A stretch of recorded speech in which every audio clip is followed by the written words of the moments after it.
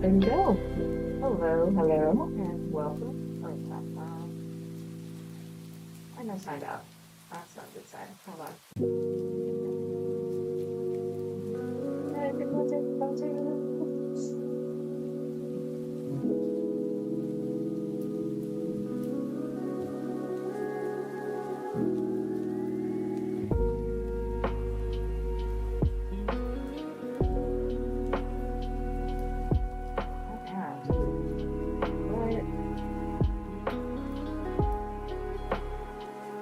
There we go. All right, now we're fully signed in. Welcome. Hello. It has been a while, I know. If you're new to Night Rights, hello, my name is Jax Wolff. Let's see here. It does actually, no, audio input should be up and about. Let me just double check just to make absolutely sure. This will be a little bit awkward. I am so sorry, but we are getting back into the swing of things. So testing. Yeah, it seems like it's capturing. Anyway, watch. Somebody's gonna swing in, and I'll be like, "What's up? Is it supposed to be a silent thing?" What am I signing out here today? This is the problem with like being away for so long. All right, hold on.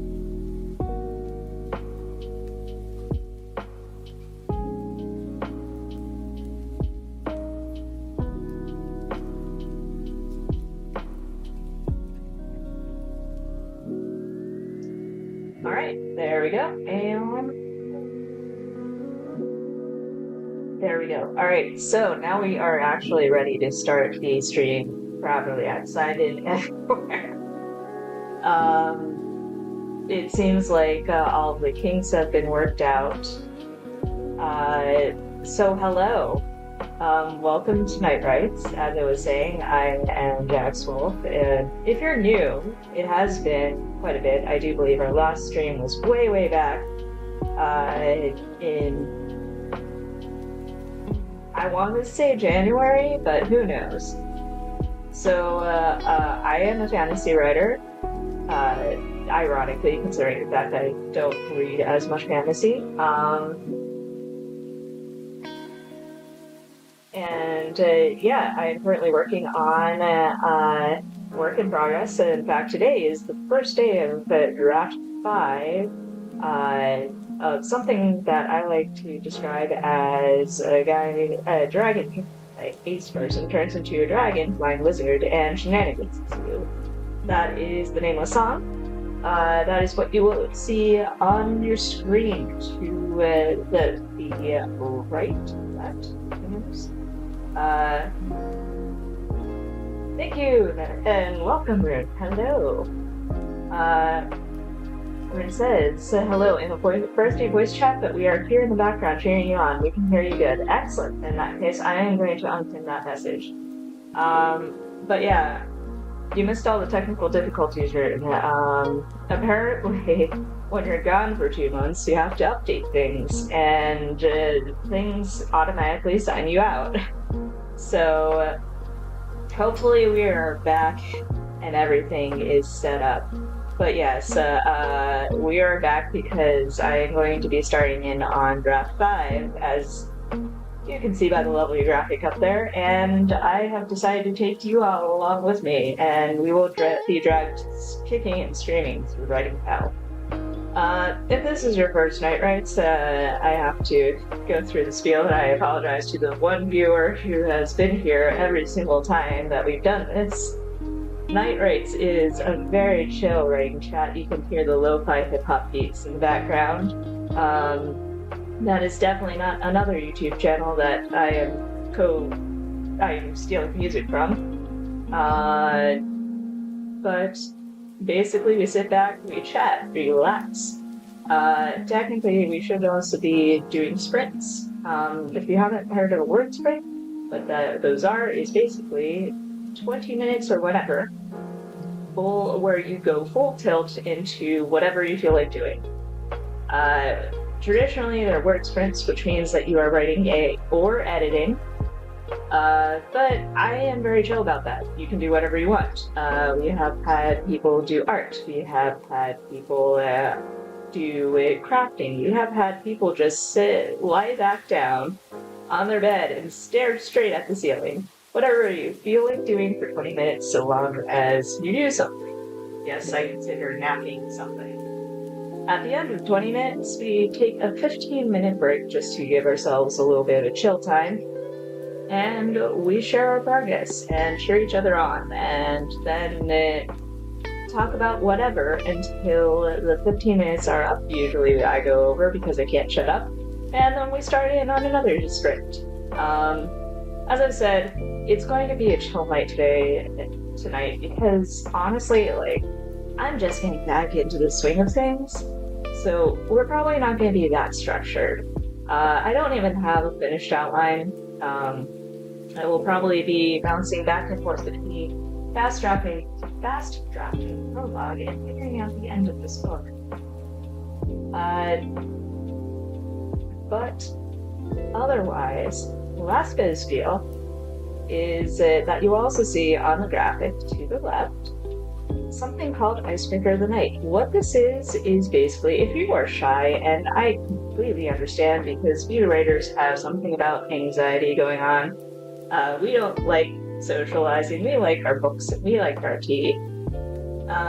So basically, if you feel shy and you're kind of lurking in the chat, and you want to join in on the chat because you want to meet new writer friends and whatnot, just answer the icebreaker.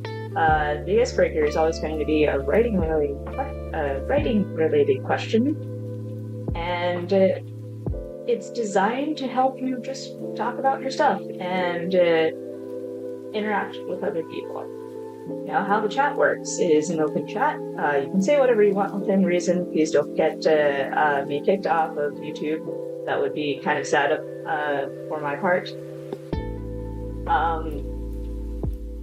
You can say whatever you want, and I will read it out loud and then respond to it. Unless you tell me, please don't read this out loud. So basically, Icebreaker of the Night works the same way. Just answer the question, I will read your response out loud and respond to it, and just make you feel welcome.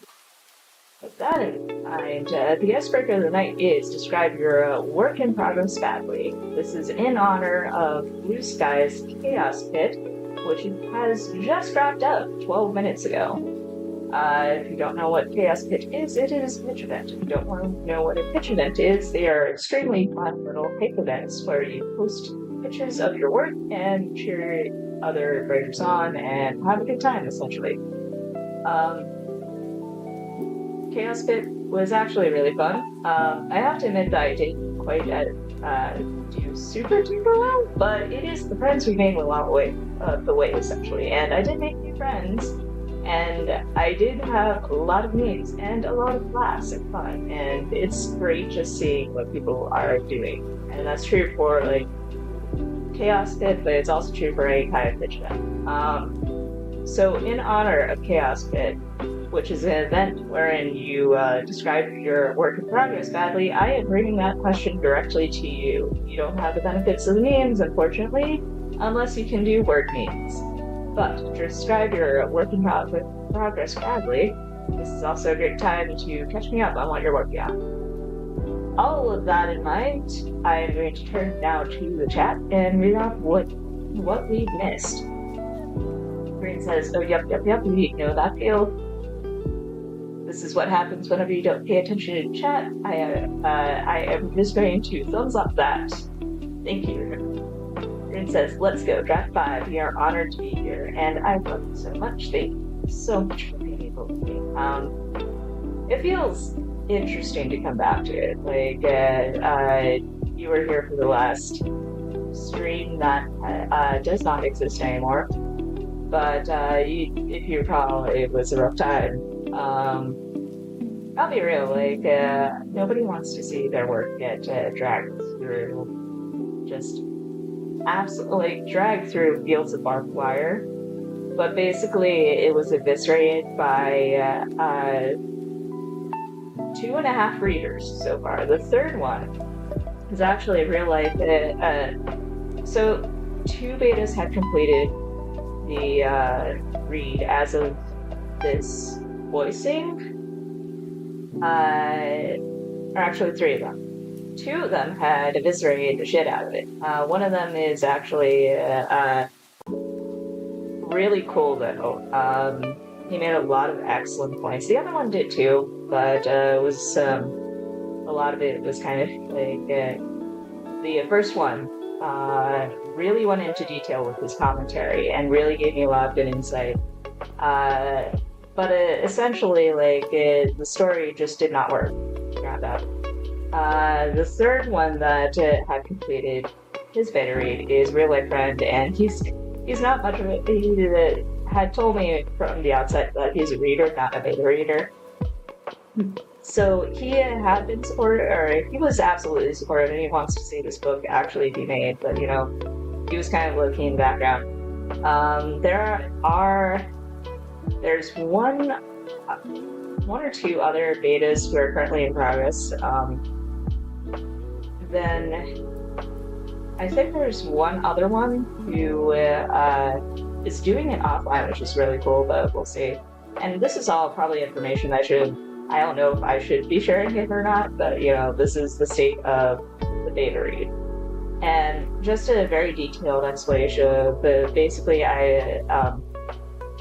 it was difficult to come back to because knowing that your book is that fundamentally flawed, it's difficult to look at your work and be like, okay, now I have to actually bulldoze everything, because it's not like they said nothing was good.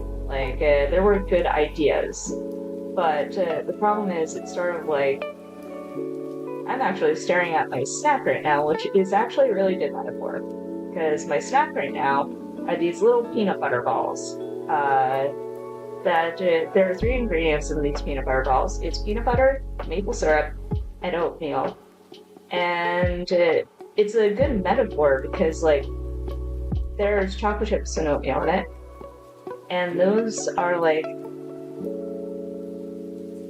think of them like the ideas. They're good party ideas, they're good tasty ideas, but if you don't have the right consistency of peanut butter and maple syrup, then it just falls into this rumbly mess and doesn't come together properly. And people liked the oatmeal and the chocolate chips, but they didn't really like the peanut butter and maple syrup. So that's the main problem. And it was tough to hear that, especially on the back of a job interview that went sideways. Not really a job interview, but a job opportunity. I had been chasing this one job for a couple of months, and then all of a sudden it was not an opportunity anymore. And it sucked to basically be hyped up for months and then be told essentially that, I'm sorry, you were such a great candidate, but we're looking for somebody with direct experience. I don't have the right job title, and it's realizing that you're in that role and that a lot of things have been going wrong. It's tough to come back from that, and when your writing is essentially your haven, thing that you're excited about, and you're told that there's fundamentals wrong, it's it would be a lot easier to take that if everything else hadn't happened. And I think that's really it. So that's why I was kind of I needed a break. And I took that break, actually, I say it's it was 1 month, but it was actually more 2, wasn't it? But sometimes you just need to rest, relax, let things happen, and then just come back to it later whenever you have time to process what you want to do. So yeah, that's the state of the union, essentially. Speaking of which, it was definitely not easy to come back to anything at all after shenanigans, but I don't worry too much about what goes on outside my apartment because like I'm so drowning in everything else that, it's like, yeah, you can't really think too much. Oh, the world is on fire. Well, yes, entire life is on fire, and that's just more fire. And it's sort of like that one scene in the IT crowd where you've got the dude who's holding up the fire extinguisher that's on fire, and yeah. But in any case, I am here, and now I should probably actually pay attention to the chat after that very long spiel. Cassian, hello, hello. So glad to be able to catch us tonight, and so glad to have you as well. Welcome. Rune says, chill night, chill lives, chill stream. Let's go. Hell yeah. Echo, hello. Hi from Blue Sky. I'm just having a writing group. LOL. Well, welcome. It is a pleasure to have you here. Everybody here is very chill. We like to chat. I like to chat. We all like to chat. There will be writing sprints, I suppose. There should be writing sprints. I should give you guys something to do instead listen to me chatter. And also you can tell that I'm getting so much writing done while I'm chattering. Rune says, the icebreaker, local mentally ill child gets chosen by chaotic deities to be the harbinger of a phoenix cycle. I love that. It's also always the locally mentally ill children, isn't it? I mean, to be fair, escapism, am I right? But yeah, that sounds about right. I love it. Lily Lockwood, hello, welcome back. Lily Lockwood says, hi, might have to dip out soon for dinner, but I've missed the chats. Aww. I missed y'all too. But yeah, absolutely, 100%, that's totally understandable. Get dinner and feed thyself. Cassian says, many current works in progress, but big one described badly. 5 is strange, not siblings, are pushed back together and have to grapple with the horrors. Beautiful. I have to ask though, like, I'm trying to think about this, like, there's one that I'm thinking of in particular, but it can't be the one with the ghost girl. I'm very curious about that one. Echo says, rewriting the whole story sounds rough, but it's good you got it engaged by the readers. For sure. This was actually a very successful beta read, all things considered. Like, yeah, I got my story, like, gutted, but, like, I don't know if it's traditional to tell people who your beta readers are, like, before you publish, but the first one was really good. Like, he got it done in, like, 2 weeks, and his feedback was so detailed. So, absolutely, I'm super grateful for his help. But yeah, I have to admit, I haven't really had too many beta readers do it this fast. Like, he was the fastest. The others got it done within a month. We're on month 2, going into month 3. But honestly, I was more expecting the pace of the rest of the beta readers, which is why you're leaving like 5 or 6 beta readers. So it was like super pleasant to have somebody whisk through and just be like, okay, done, here's what you need to do. Because then, sure, I just got done talking about how you need to take a break after that on top of everything else. But like, knowing the ultimate overall feedback from him and also the other very super critical beta reader, it really gave me an idea of, what to cut out. And it's interesting, and I was allowed to have time to get things out. So I'm just super grateful that this time around I really did have the super engaged beta readers. And honestly, I think it's just because I was on Blue Sky, because otherwise I would source beta readers from more fandom-oriented spaces like Tumblr or Discord or whatnot, and you have a bunch of people who are like, it's different. It's not that it's not, oh shit, fandom sucks or anything like that. It's just like writing spaces are full of people, like actual writing spaces where you have professional authors are full of people who are just like, okay, I just read this 700-page book in like a week.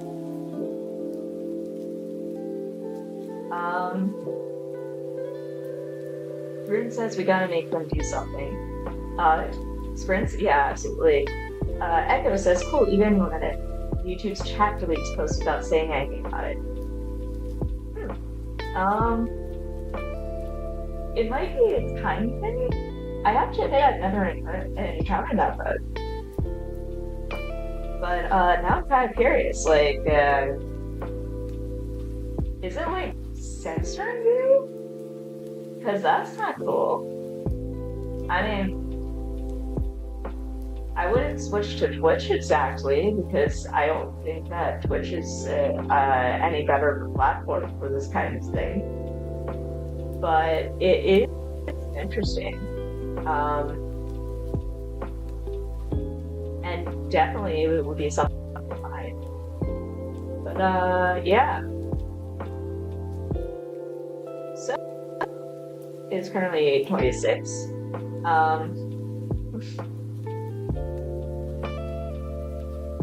I suppose we should do at least one sprint tonight, just to like force me to work on stuff so that I'm not just like showing you an outline that's not, and so that we can have a proper writing hangout. So let me pull up the also normally I would have like a widget at the bottom. Actually, I'm kind of curious. It's something that I can use in ellipsis. By the way, yes, I have oh yes, interesting. Okay, cool. There is a timer built in. So I've Scrivener to ellipsis. If you're following on B-Sky, you probably know why, but short, I really wanted to be able to have a way to share my document with other people without resorting to Google Docs, because Google Docs is gross, and privacy nightmare, and all kinds of other fun things. My bitch had the F word, and that's terrible, I guess, which is hilarious because I swear like a sailor. Let me see if it's a setting that I can help you out with. Hold on. Oh, that is not a good thing to show you. Automated filters.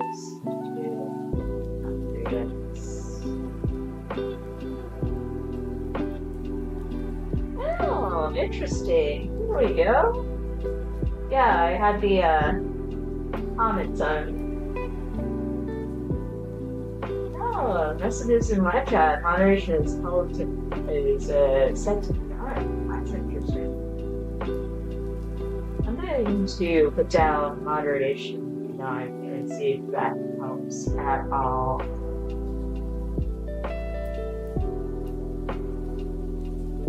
Alright. Hopefully you can say the F word in chat. You are allowed to swear to test this out just for funsies. I am very curious. This is for science, guys, so feel free. Echo says, my chaos pit post. Oh shit, chaos. Like, I'm trying to go and see. I've been on my dashboard all day, I fully admit. Like, I thought I was, like, going to jump in on my own posts and, like, reciprocate interactions. Because it's been a long day. But, oh, okay. I didn't see it. Okay, I'll see how many posts that is. Oh. Alright, there we go.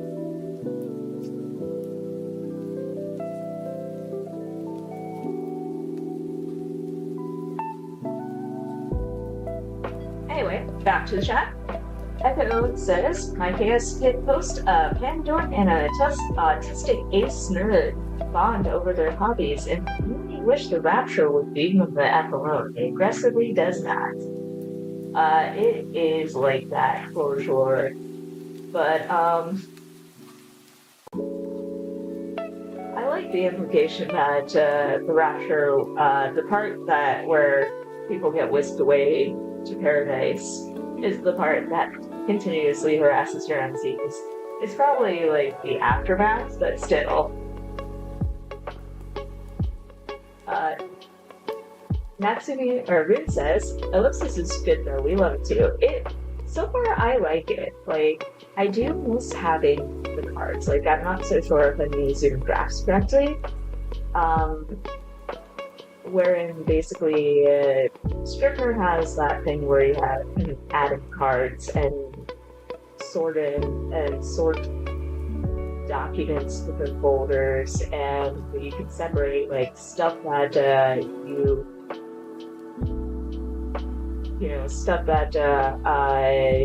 cut out of the manuscript from the rest of the other stuff, and you can have your outline and card and all kinds of other things. Like, Ellipsis has a folder system, but I like being able to be on like one screen and flip to the outline, for example, which is why it's set up as you can see right here. But I'm still new to Ellipsis, and I am getting used to it, and there are a lot of things that I do like more on Ellipsis more than on Scrivener. Like, for example, it was very handy to be able to write on cloud. But, for sure. Echo says, I've been having constant problems with YouTube deleting my comments for no reason, because it never tells you when it does. And it is very interesting, too, because, like, I'm really curious about what comments it's deleting, because I am fully in support of freedom of speech. I have, like, 20 followers. Like, when you're this small of a chat, you don't have to worry about people, like, trolling you or playing you or doing all kinds of other weird stuff in chat. And I want to be able to be a good experience where you're able to talk to me freely and talk amongst yourselves freely. So it is a little bit of a concern and a little bit of alarm if YouTube's just like, nah, man, you're not allowed to say that. And it's kind of like those Discord names where one message, like the most important message, does not want to send. That kind of thing. But anyway. Echo says, and some of the words it's censored have been absolutely bewildering. And see, that's what I'm really curious about, because right now there are no filters set up for my channel. Like, everything is currently set to none. So if it's doing that, it is something that I can't control. I don't know what to tell you then, but except, our googly overlords, I suppose, do not want us to hear the truth. I guess that's how it goes. God, it is really terrifying to make fun of corporations in this day and age, not gonna lie. Google, please don't cancel me. I like my YouTube account. Anyway, Ruben says, you should try Emberite. Is like Scrivener and still developing, but we have been having fun with it. I've heard of Emberite, but I have yet to actually check it out. I will take a look at it for sure, and see what's up. Like, if it's better, like, does it have online capabilities? Because that's the main thing that I really wanted for this draft. Just like being able to share it, because like I do want that experience where I'm not really writing in a vacuum. Where people can comment on things as I write, and we can chat, shoot the shit, and it feels like a little bit less like I'm writing in a vacuum, which sounds like it's nerve-wracking, I'm sure. But at the same time, like, it comes off the back of the fact that I had worked on a draft for a solid year, got to the very end, And I was working, and people have been following me since Tumblr. I was working on the preliminaries of that draft for another year. So it's sort of like I had all this world building that didn't work. I had a draft built on top of that world building that didn't work. And I get to the better years, and they're like, "What the fuck have you been doing?" And it's sort of like, well, now I kind of want to have people kind of please on me now and then and be like, "Hey, before you get too far into this doesn't seem like it's right." So yeah, that's why I kind of want that online capability without going to Google Docs, because Google Docs, again, fucking sucks. Echo says, well, it's not the Rapture so much as the Apocalypse, but Rapture is a shorter word count. That is very true. I love Blue Sky. I do not love its character limit. Like, I know it's standard microblogging character limit, and the entire point is to be very concise, but nonetheless, sometimes,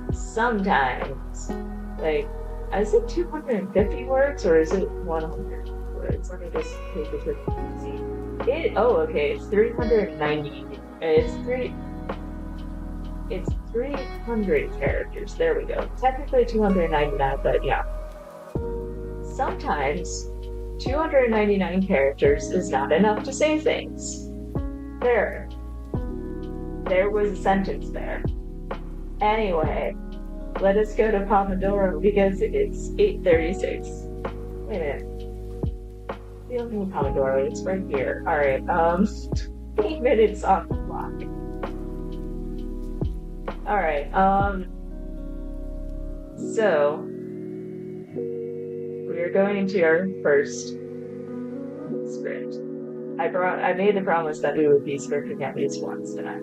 So, whatever you want to do for the next 20 minutes, when I say go time, when I say go is when I'll hit the start button. Then you will have 20 minutes to do whatever you like, whether that's writing, whether that is drawing. I am definitely stalling so that you can get to whatever doc that you want to get to for the next 20 minutes. They are yours to do whatever you wish with. And we will be doing multiple sprints because I feel like 20 minutes is probably not going to be enough for me to get off my fucking ass. But, for sure, it's going to be a fun time. So get as much done in 20 minutes as possible. I will meet you on the other side in a 15-minute break. Rune says, we are ready. Let's go. Echo says, is 299 critical pulls? Oh, that's what people were talking about. Like, I heard that there was, like, a character with an increase in people testing it, but, like, I wasn't on my dash long enough to know that that was a real thing. Is it normally 250 characters, or is it 150 characters? I cannot remember if it is old school Twitter or new saying the only same thing that Twitter did Twitter. But this is also stalling, so I'm just going to be like 20 minutes on the clock. Take a deep breath and just sort of like shake out those fingers. Let me actually go over here, and one time I am actually going to start the prologue from the very beginning. Hold on.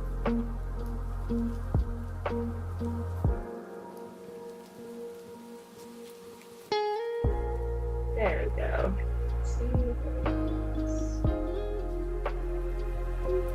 Alright. 20 minutes on the clock. So, take deep breaths, get ready, get set. Best of luck, my dudes. Here we go.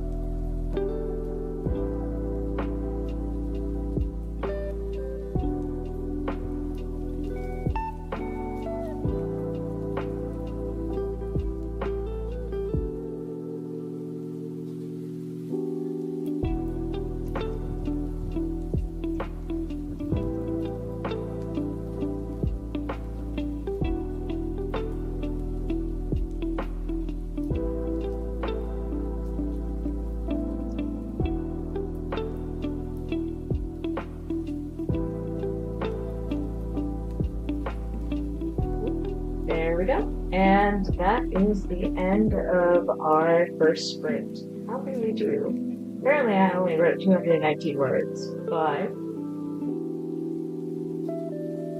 it's getting back into it, so I'm kind of getting back to myself. Also, there was definitely Viola Sol this week, so maybe it's like 300 something.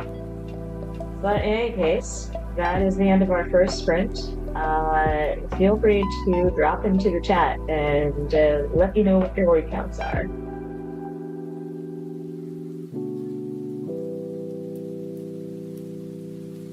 what have you been doing this past 40 minutes?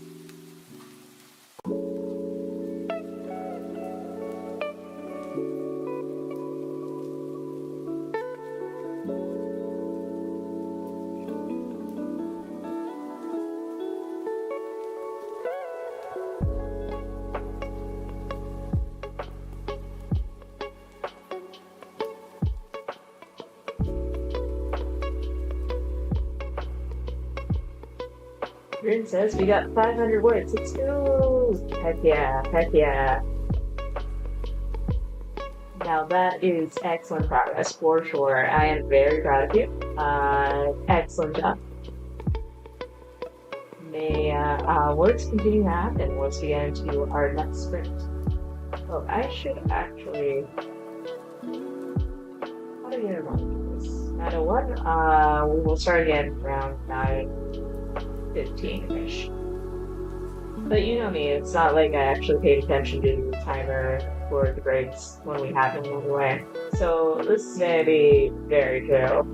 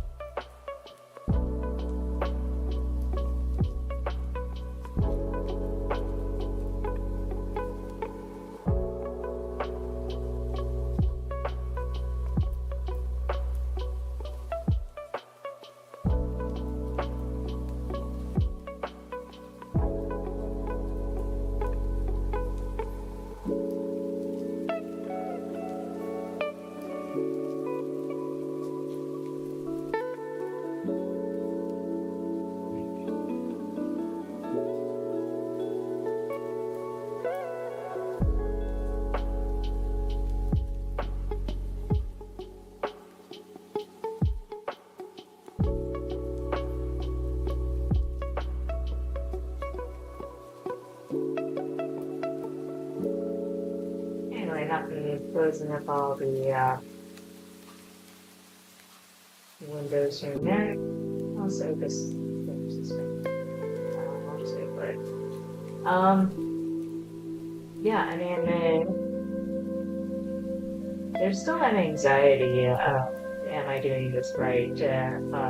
Permeating what I'm doing, and to make it clear, like that is 100% one garden variety imposter syndrome. I know, and there is some like little base level stuff that I kind of like. But basically, like it's different to write for. On a professional scale. I had mentioned this on Blue Sky at least once.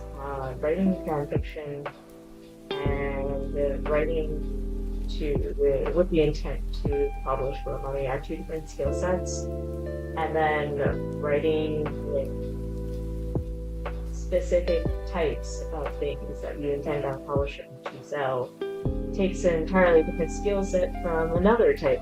So it's like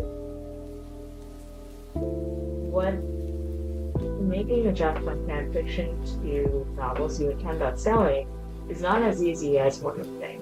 And that is something that I have been thinking about a lot lately. Last month it was mostly like, oh shit, I didn't realize this is a thing. But this month it's more like, it's a thing, but am I really all that ready to pursue this? And the problem is, like, I'm I won't say how old I am. If you're not new to the stream, then you probably know that I had made mention of 90s things all the time. And actually, if you've been on Blue Sky, you have probably been privy to the numerous times I have expounded on the virtues of the Adventures of D&D, implying that I grew up while it was still on air. So you can probably infer that I'm not exactly Gen Z. But nonetheless, I don't feel comfortable revealing how old I actually am. I will say that it is an important part of some of this anxiety, because I feel like it's very easy when you get to my age and haven't done it to feel like you have a deadline. And part of that is because there is this weird notion. It's throughout every single creative pursuit, really, but with writing, for some reason, it is especially true. You see MFAs who graduate and they're already published in lit mags, and you see 20-somethings and they're like, oh yeah, I have 7 books under my belt self-published. So when you get to my age, which is not the oldest on anywhere really, I am for sure following a lot of people who are older than I am, and they are an inspiration, but they've already been publishing. They've been publishing for 10 years, 20 years, what have you, and it's difficult to stop feeling like you spent a lot of time spinning your wheels and getting nowhere, and you have nothing to show for it. And that feeds back into the other stuff I was, the other dark thoughts I was thinking, which is probably why it's a bad idea to talk about it here.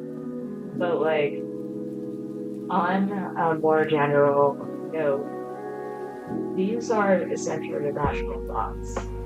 There is no expiration date on a person's dream. And to define an end goal is a means of holding yourself back. If you get a book out the door and it's self-published and it's a piece of crap, you still did it. That still counts. And that is something that I feel like in writing it's very easy to forget. Luckily, there's not as much of a push towards trad publishing as there used to be. People don't look at you if you're a self-published author, and they're not. And 10 years ago, I will say this: I've been working in the publishing industry for a shit ton of years. I came in, let's say after the Kindle became a thing, after e-readers really started taking off, but before the current climate with BookTok and stuff like that. So back when I first got started, you had people who were self-publishing, but it was just that thing that you did in your basement whenever you wanted to be underground. It was not a means to take, it was not a form of publishing people took seriously. So to get to the point that we are now, where people are putting out books, and it's in a lot of, there are a lot of circles on social media that are right now arguing that not only is self-publishing something to take seriously, but also something in many ways a better form than traditional publishing. Though I do not like the implication that one form of publishing is superior than another, because at the end of the day, y'all just sound like elitist fucks. But it also is that I do appreciate the fact that it is now a viable outlet. People will take you seriously if you self-publish. There's no shame in self-publishing anymore. I just wish that there was no shame in any sort of publishing that is a horse of a different color. Um, but my point is, like, it's a lot easier these days to do what you want to do and to be able to put something out there that you feel proud of. In some ways, the publishing industry, I feel like, might have gotten a little bit worse because now you have more ways that compare yourself to others. When you're self-publishing, you know what numbers you're doing, and so does every other writer who's also self-publishing. Whereas back in the day, you did have book scans that told you what your numbers were, but like unless you paid shit tons of money, you probably didn't know all of that. That's why everybody took the NYT bestseller list so fucking seriously. But that there are a lot of reasons why yesteryear was a great era for publishing, and that's one of them. Like, in some ways, like I said, it's worse.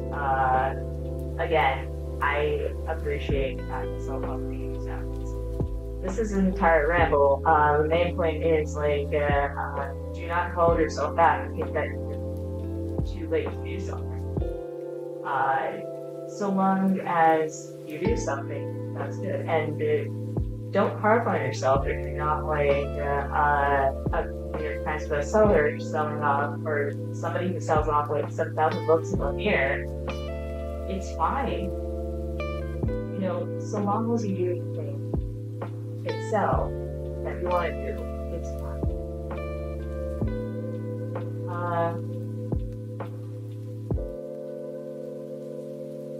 Echo says, I keep hearing more stories of traditional publishers that don't do any marketing or other things that a publisher is supposed to do, so I wonder if self-publish has their point. Plus, a lot of publishers are picking up books that were self-pubbed and got popular because that means they have basically a guaranteed hit already, but that's also dependent on the marketability. I'm going to tell you a dirty secret. It's always actually been like this. People think that publishing has gotten worsened. But in actuality, like, there was no era where you actually didn't have a lot of people marketing your books. Like,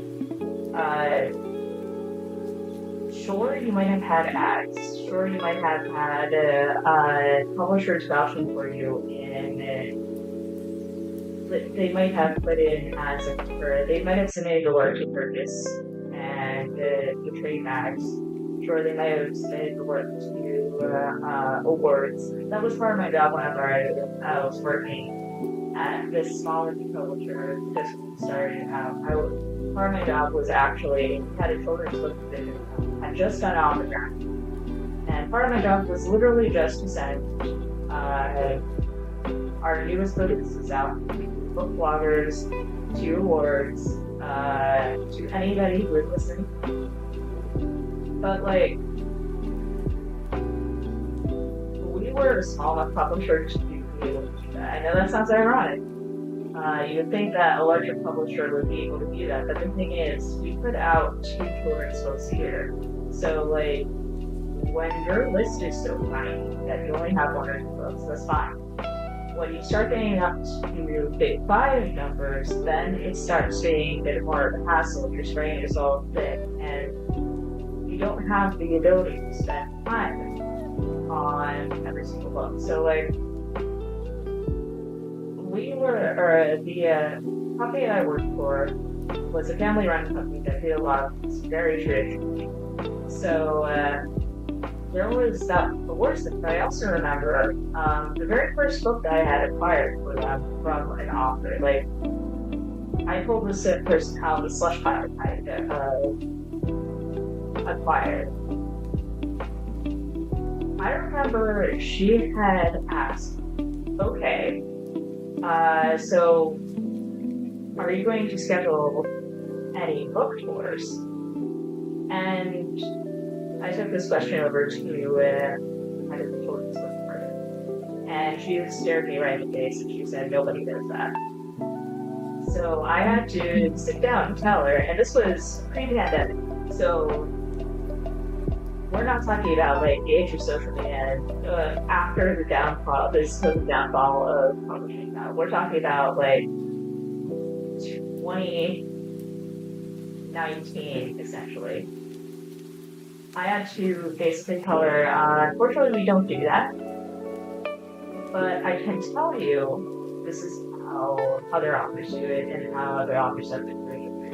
Go to bookstores and ask if they would host an event for you. He goes to find cons and he asks them if they have booths at them. Like, we'll do trade shows for you, but you know, you still have to put yourself out there. And it's always been like that. If anybody tells you otherwise, I'm not sure what they're talking about, to be honest with you. It's been like that for at least a solid decade now. No worries, I can turn that down. This is one of the things that, there we go. But also, like, don't be afraid to turn your volume up as well. I know that sounds rude, but I don't. This is an ongoing battle where I have to turn music down, and then people tell me they didn't realize that there was music. And then I turn music up, and then they're like, it's a little bit too loud. So it's sort of like it's not easy to find your balance. So if you need, if I'm too loud, let me know. If I'm too soft, that's another thing that I would highly recommend. Like, definitely crank your volume up as well. See if that helps also. Because at some point, you know, there we go. Hopefully that'll be a little bit better. Apologies for that. So as I was saying, ultimately, whenever people say that publishers don't do marketing, that's been a thing for years. That's been a thing for decades, really. It's not really something that's new. Publishers do not do marketing. Publishers publish your book. They do the distribution. That's what they're there for. So they are book packagers. They will help design your book. They will help edit your book. They will get your book through into distributors. And what that means is they do, or it's the step after printing. The publishers will also print your book. They will work with printers for you so that they will get you the right materials for your book. Let's say you want to have spray pages or whatnot. They will find a printer who will be able to do that for you. They do all of the design work. The distributor is like a warehouse that sends your book out to wherever it's supposed to go. They will work with distributors to make sure that your book is stored somewhere and can be sent out to places. And then they will also work with companies like Barnes and Noble for you and say, hey, we have this book that's going to be on our list. You want to buy it. So they will do that. That is the marketing that they will do. They do not do promotional materials. They have not, as far as I can recall, for at least a decade. So that is one pet peeve of mine I find a lot in publishing, or in book circles and writing circles. There's this cultural myth that back in the day, every book got this huge ad campaign where you would have ads taken out in magazines or book trailers or spots and whatnot. But no, that was only for bestsellers at most. In actuality, like most books barely got any kind of real marketing to the extent that a lot of writers think that marketing happens. So like there's that, but that's also the thing though. That's the main benefit to publishing. It's not the marketing, it's the packaging. Everything that goes into a package, like all of the printing, the design work, the editing, the storage, the book selling to actual booksellers, all of that costs money. So if you were trying to self-publish, these are things that you're going to have to start thinking about. You are going to have to find the editor and pay them. You're going to have to find the cover designer and pay them. That's if you're not doing a cover design yourself. And if you don't know how to do interiors, you might end up doing that. Most people, interiors are easy though. Like, it takes you like 2 minutes on any InDesign like program for books to figure it out. And even then, like nowadays, you could theoretically just upload the VOCX and have fun if you don't mind losing some of the design work. But if you do want to design it, you're going to have to pay for the license for whatever design program you use, because there aren't really that many good open source page design programs out there. You're going to have to find the right printer. Like if you're going to go through Amazon, that's fine. But there are different options to print your book through. You're going to have to test, and you're going to have to be the one to spend time looking over that book and ensuring that the copy is printed correctly. And some of these self-publishing outlets will charge you per test book, per test copy. Then you're going to have to do all the distribution yourself. You're going to have to do all of the, if you want your book in Barnes & Noble, chances are that you're going to have to go to your local Barnes & Noble and say, hey, I have a book, will you buy it?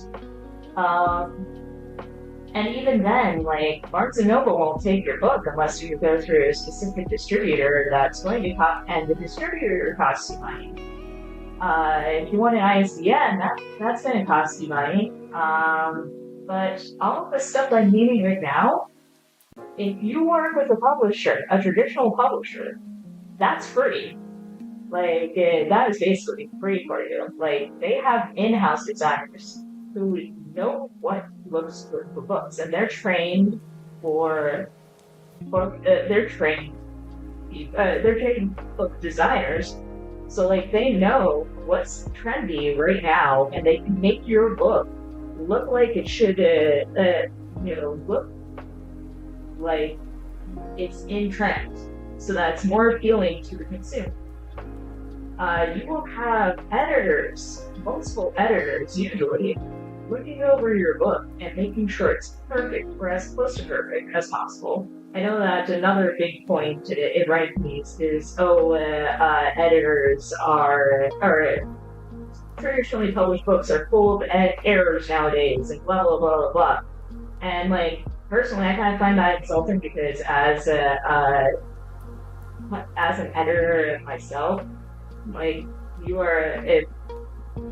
unless, it's always like, oh, the publisher's editor, the publisher is so bad, ha ha ha ha ha. Like, you're not really thinking about, oh, there's an editor behind there, and why is the editor fucking up? Is the editor overworked because the publisher is understaffed? It's never about that. It's always like making fun of the publisher, and it sucks so hard, and I'm so angry about it because, like, I could go off. Fuck it, I am actually going off. The publishing industry needs to do massive reforms. Like, there are so I could go deep into it, and I will in a moment. I will just let me finish with the self-publishing stuff first. But basically, like, the advantage of traditional publishing is essentially that everything that you are in, they say you're a consultant, but it's really you are responsible for it. You are responsible for any kind of issues with your book. So, and you are responsible for paying independent freelancers, editors, designers, so on and so forth, for making your book. You are responsible for paying the printer to make your book, most likely, or at least for finding the right distribution system that will print your book and not like fuck you over with royalties. You are responsible for reaching out to people, unless like you are amazing at marketing and word of mouth gets to like bookshops and libraries, and they go through and they're like, cool, this you're on the distributor that we usually go to. We're going to order your book. If they're not, they don't hear about you, they're not going to order your book. So you have to reach out to them in order to get people to buy your shit, unless you go online and stay in your own bookshop. You are responsible essentially for every single facet of your book. And some people cannot do that. Like, some people don't have the energy to do that. They don't have the energy to make manuscript, to send it out to pages. Or they don't have the time or energy to design and put out a book. They don't have the energy to go around and talk to booksellers and whatnot. They will, so instead of doing all of that, maybe a good option for you if you want to have a wide distribution and you want to have your book in Barnes & Noble. If you want to have your book in every single, if you want to have like foreign rights sold to your book as well, like publishers will take care of it and say, want to have your book translated in Spanish for some reason, or somebody else is interested in seeing your book translated in Spanish. Publishers will handle foreign rights so that you can have your book printed and sold in a native language outside of the country. There's a lot of complexities to it that a publisher will handle for you. So that is why it's still a viable option, because if you don't have the energy to do much more than push out or complete a manuscript and put it up online, then if you want to take the next step and make it an ultra-refined work that's everywhere, your choice is either lowering your standards and accepting that you're going to have only a tiny little distribution online, or you can give your shit to a publisher and let them take care of it. Now, 100%, not everybody is going to make this huge swap. Sometimes it's like the sad truth is like, not every publisher has a big five, and sometimes the big five thinks that your manuscript is going to be worth it. Unfortunately, not everybody can be Gideon Renine, and that is something. Not everybody can be Gideon Renine, Iron Flame, Iron Widow, and so on and so forth. Some people are just going to be like this small title. And maybe you're going to have the same effect, or you might have the same reach as you would have if you self-published, but you have somebody else handling all the tasks for you. The downside is if you do it that way, then you don't have it depends on how you work the contract. 100%, every single time the publisher will require you to stick with them until either A, your book goes out of print, or B, they decide to terminate your print for any reason. Now, it's a common misconception that they will hold on to your rights afterwards, but you can negotiate into your contract, and some publishing houses make this a standard practice, that once a print run is over and your book is out of print and there's no intention on republishing, then the rights get reverted to you. That means that if you feel like going somewhere else, if you feel like continuing the series self-published, you can do that. It is something that you will have to negotiate into your contract a lot of the time, though.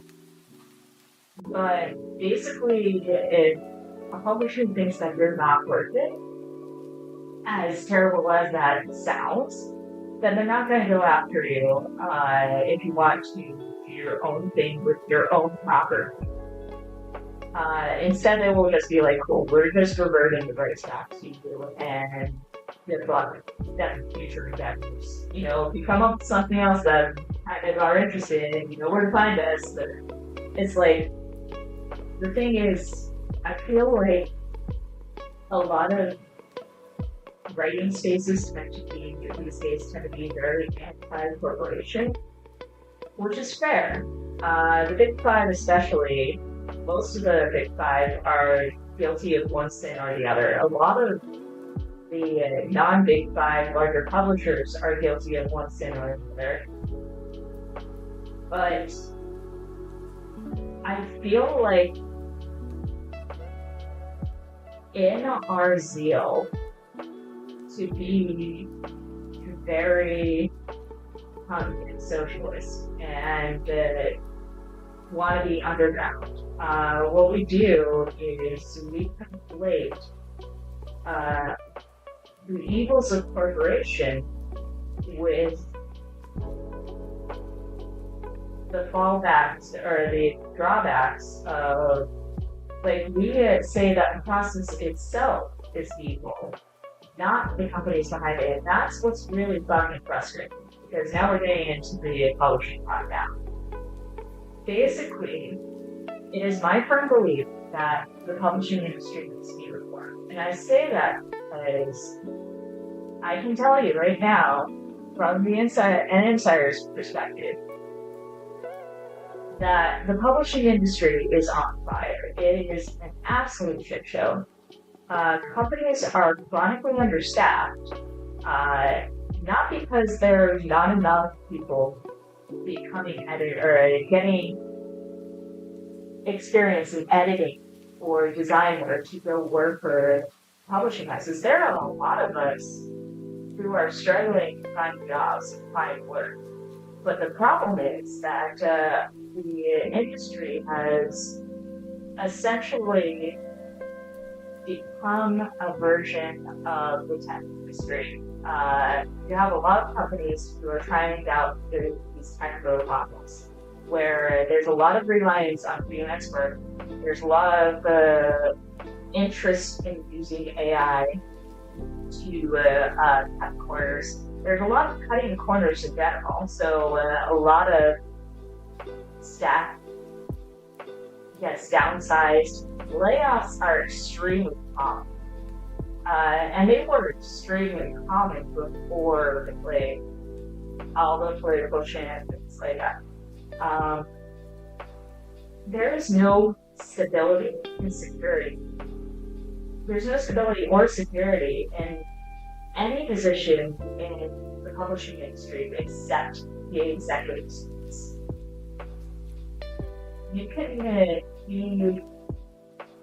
There's not a week that goes by. I would say that's accurate. There's not a week that goes by where I don't hear that one of the Big Five or their employees doing mass layoffs, or I don't hear that one of my colleagues is out of work again because they got laid off. And when I hear writers go, there's no merit in traditional publishing. What I hear is that they're giving up on all of these publishing work, all these pub workers who are fighting to have any sort of living. I can also go into how desperately underpaid a lot of these workers are. A lot of the positions, and a lot of the entry level positions are located in Los Angeles or New York City. I probably know, but they only pay $45,000 in $45,000 a year in cities where you need to make $60,000 a year in order to live. So that's what's really frustrating whenever I see somebody talk about how the entire publishing or trad hub, there's no point in it. I get where you're coming from, but I also want people to talk about these publishing companies as companies that need to be desperately that are essentially on fire. I want to discuss reforming the industry, not abandoning it for indie writers, or for indie publishers. Because if everybody's well, there's no point in trad publishing, let's all just self-publish. If there's a push for that, then what's going to happen to the people who need stable jobs, stable 9-to-5s, people who have all this experience in editing, production editing, and book design? You can't expect all of them to switch over to freelance work, because freelance work, there are so many of us, and freelance work isn't viable enough to make a living off of. I know, because I've tried that, and that's really all I have to say. I know I sound very spirited, but this is really just I do have a passion for books. I've always had a passion for books, but the frustrating thing is that our life has structured itself in such a way that makes it very difficult to work on books. My degree is in publishing. I was right there, right as the book was taken up, and I was there's an amazing future ahead of us, of all of us, in the book industry. And this is something I want to do my entire life, to work with books, to make books. My dream was basically, I would work by day as an editor, and then at night I would be able to write books.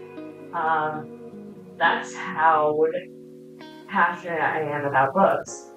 But the way the industry is right now, there's no future in it for the average pub worker. There's future in it for AI and for people that are willing to work tiny staffs, on tiny little staffs, overseeing a bunch of freelancers who are extremely tired. It's going to get worse before it gets better, and as they say. But also that's something else to keep in mind.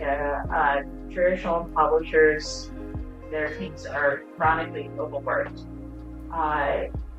They get no breaks whatsoever. If they're not fighting freelance stuff, they're on a staff of 5 people doing the work of what should be 20 people. So of course they're going to put out work that isn't as great as somebody who has had time to work on this book and passion to do it. Everybody's soul just gets crushed. And I know this is a lot of anger and a lot of frustration and a lot at you at once, but I think the main point is there is a lot about book publishing, And I love the entire activity. I love the industry, and I hope I'm wrong in that at some point it will turn around and it'll stop corporatizing itself, and it'll be easier both for the author and the publisher to get to do what they love. But until then, that's my main thing. I will not shut up about how much the industry performs. Because I am all for workers' rights. I'm all for national worker. I refuse to abandon them, essentially. But that said,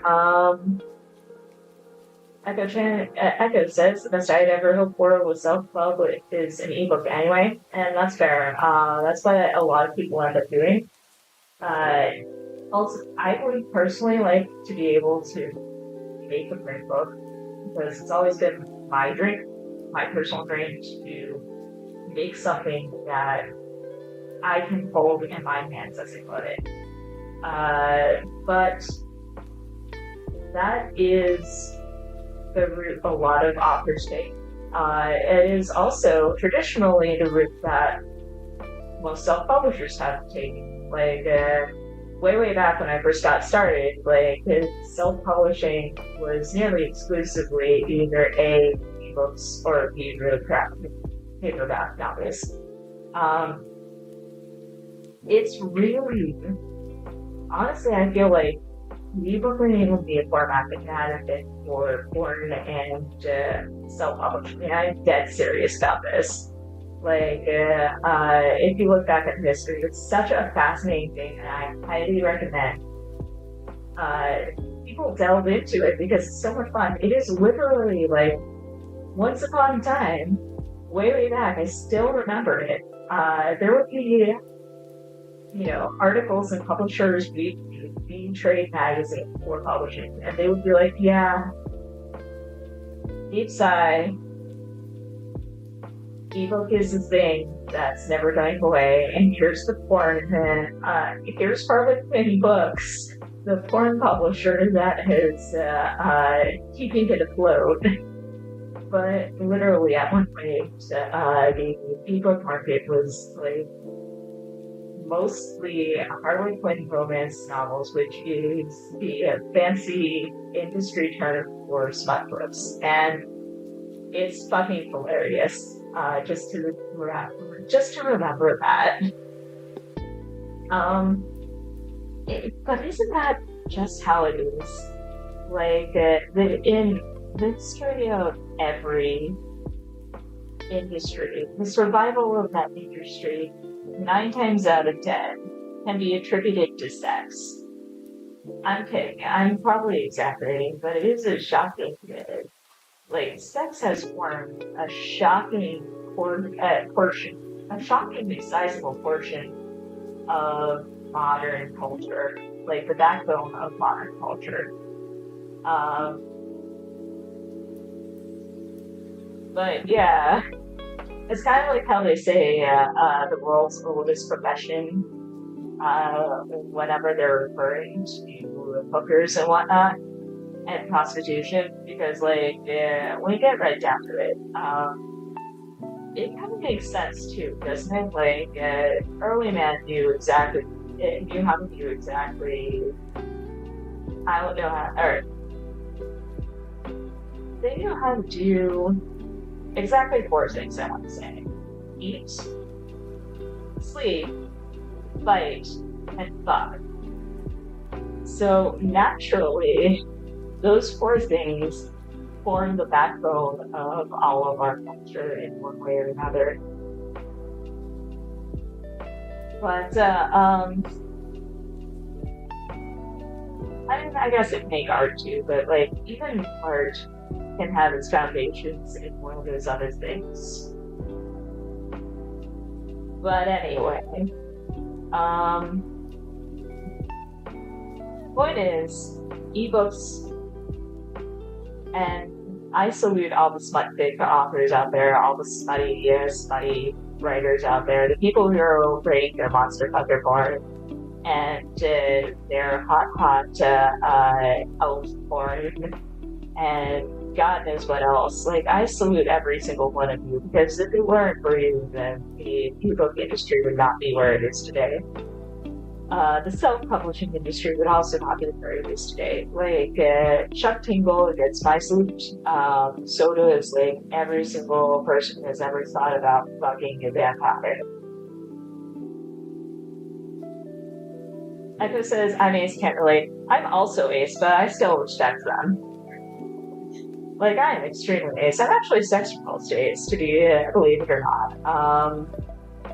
Like, this is why I actually cannot roleplay smut. I also, like, I will, if somebody gives me their smut book and they're like, hey, I wrote this book, I want you to read it, I will be like, cool, I am going to read it, but, I'm going to feel very uncomfortable during the sexy parts. But I will still try to love the rest of it. Like, I'm going to actually wreck one right now. I don't know how many of you follow, what is her blue sky handle? I can't even remember off the top of my head, but Jessica Olin. She is the sweetest person, but she wrote this book called Getting My Goat. It is the worst book to read on the New York subway when you have a habit of blushing whenever you encounter sexy things. But it is so cute. It is about this middle-aged lady. She's in her 40s, and she finds out her landlord is a satyr from ancient Greece. And the satyr is such a gentleman, so cute. But he treats her so tenderly, and it's like there are so many cute and tender domestic scenes, and scenes on rooftop gardens, and so many adorable scenes. And then there's a scene, and every now and then there's just a scene of them getting it on and having very, very sex. I'm like, I love everything here. But I am so sorry about fast forwarding this bit about the hard sex. But my main point is, like, even though I'm personally Ace, I highly respect every smut author out there. Because, like I said, smut authors, their books have essentially formed the backbone of self-publishing. If it weren't for people getting really horny and wanting to publish books, we wouldn't actually have a self-pub industry that can be taken seriously. And same thing with ebooks. If people hadn't gotten super duper horny, EPUB would not have survived 2016. So, for that reason, like, thank you to all the smut-pick authors out there. You are doing the Lord's work, believe it or not. You are the pioneering trailblazers. Thank you for getting super duper fucking horny and putting your stuff out there so that we can write our cute little cozy fantasies and our high fantasies that are virtually fucking unmarketable to everybody else. Anyway, let me also kind of, like, scrolling back up, Echo says, my second choice for college was an English degree to be an editor, so LOL, guess it's a good thing I didn't pick that one. Yeah, I actually took that route. God, and it's the worst thing too, like, so to give you an idea, I was an English lit major. And then I went into literary publishing. So there are some schools where you can go and actually get an MA in publishing, and that's what I did. MA meaning, Masters of Arts. Basically a business degree, but it's paper specific. So I went out and I did that, and I figured, books will always be around. The ebook trend is proof of this because everybody still wants print books. And then a few years after I graduated, the entire periodical industry collapsed, and then all of a sudden, like, so did the business side of publishing. So there's that. So that's fun. But also my ex routinely, I still remember I still remember when my ex's half brother was thinking about what he wanted to major in and was thinking about English. And my ex would straight up, while I was within earshot, oh, this is actually even worse. It wasn't just while I was within earshot. He was like, don't do English. Jax did English, and now they can't find. They got laid off, and they're struggling to find work. Simply, why don't you tell them how useful your degree is, Jax? And you would think that this is a red flag, but in the moment, I was like several months into a layoff and feeling really shitty about myself, and I was like, he has a point. He would also tell me that my job was going to eventually be taken over by AI. And, I once said all this stuff to, or I once described other stuff to my FC, actually last night, and they were like, can we just beat him up? And it's like, it's kind of funny how I'm sitting here and I'm talking about my ex, and the more I do it, the more even sitting here on my own, I'm like, wow, that was actually kind of shitty. But it's also kind of funny to hear other people say, wow, your ex was kind of shitty. So you are very welcome to say that, but it is literally what he did. He basically said, hey, go explain to my half-brother how useless your degree is.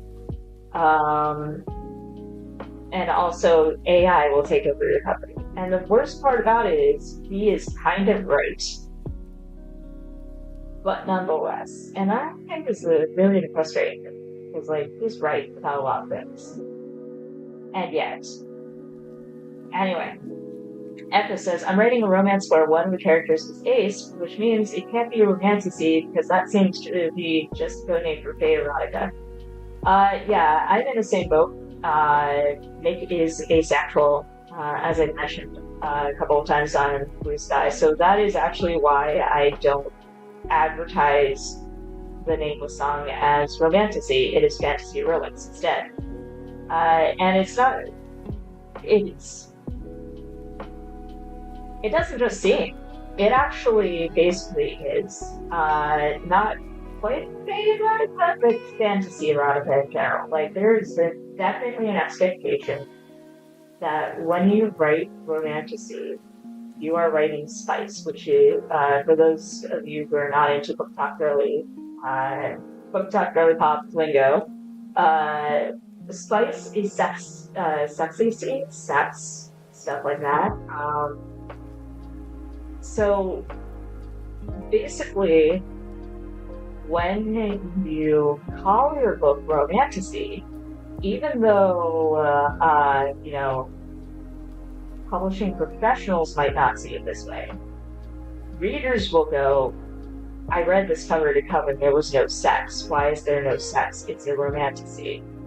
So that's what the publishing professionals are aware of, and that's why, it's not a good time and not a good idea to market your book as a romantasy unless you're willing to go all the way with it.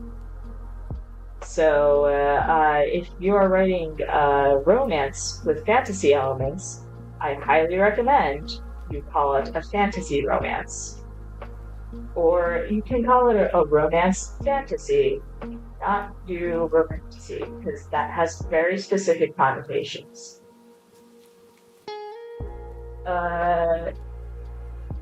Echo also says, I have nothing against it existing. I just think it's kind of annoying how it seems to have taken over fantasy. Browse for sale and have to scroll so far to find any non-space fantasy books. I would say, yeah, it's hard to say because I also want to say that the indie scene has always been sexy. Like I was saying earlier, a lot of the self-published indie scene was founded on the backs of people getting really, really horny. Uh, and a lot of that early stuff was fantasy also. So essentially, like if we're talking about self-published publishing, like indie pubbed self-published books, they were always kind of corny. Uh, the scene was basically extremely horny, with fantasy being the outliers. We're actually the newcomers to their space. So that is something definitely to keep in mind and understand. But the traditional publishing scene it really has gotten super weird. Like, I was actually chatting with about this to a book friend of mine, but basically, like, you have books like Iron Flame and Fourth Wing, 6 years I know, but also like even Nightblood and all those other very popular TikTok fantasy books that are traditionally published, but they're sexy, they're spicy. With Fourth Wing even having explicit sex scenes, and the thing that is really difficult for me to wrap my brain around is that a lot of these books are either they're written in juvenile ways or in the kind of language that we expect from YA novels. It's very simple, like, not to shit on YA, but it's, and like shit a little bit on Fourth Wing, but a lot of the the language of fantasy novels these days has gotten simplistic and contains a lot of the hallmarks that you would find in YA. Like, you compare Harry Potter, as much as anything to bring that up, but it was a children's novel when it first got started. If you compare the early Harry Potter novels to some of the books that are coming out in the fantasy genre, you'll find that the language is very, very similar. If you pick up a lot of other YA novels and you compare language, it's very similar. Like, Gideon the Knights, with all of its pretension, is more aligned with what an adult fantasy should be and how an adult fantasy reads. It's hard to describe, but there's a certain cadence, there's a certain level of vocabulary, there's a certain complexity of syntax that you will only get with adult fantasy, or that you should only get with adult fantasy. But you have Lightblood, you have Fourth Wing, and they're not written with these. They're written more with the style, again, of Harry Potter. So I can't tell if Fourth Wing should be for teens or if it should be for adults, which is very upsetting because, again, it has sex in it. And there are boundaries. Like, is this YA? Like, is YA getting spicy? Because if so, there's not. I don't know how I feel about that, man. Like, I don't know how I feel. Like, if a teen wants to do rite of passage thing in my underage and get into adult spaces to look at spacey stuff, that's on the parents. But, like, if we're making YA books that contain spice and we are putting them in children's spaces, I don't know how to feel about that. Like, in some ways, Kitty and the Nice, with all of its fun and body horror, makes more sense to give to a child than Fourth Wing. I don't know, I'm terrified by all this sex that's in modern literature. But I also don't know if it's like the trend. Like, I suppose I should probably really study Fourth Wing. My main exposure to Fourth Wing is Crimson Road, I think. But considering the fact that you did like a 4-hour fucking video with excerpts and reading outs, I feel like that's enough. I feel like I had like a Cliff Notes audiobook read by a very hot guy with a cat that sometimes comes in. I'm kidding. Crimson Rogue is somebody that I would love to have a drink with and then rant about books too. Like Crimson Rogue, if I ever come across him, I would be like, let's go. Will you listen to me talk about gleefully talk about the history of publishing and why modern publishing sucks? And I will let you rant about the worst book you've read all year while we both get super duper drunk. I would be that. I would love to have that kind of interaction.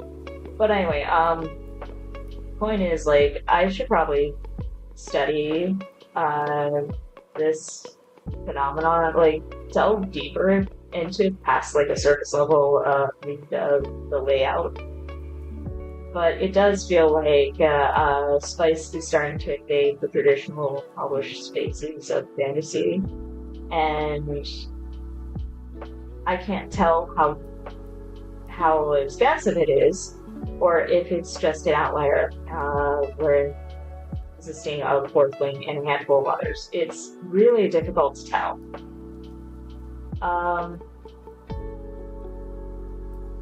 Echo says, let's see.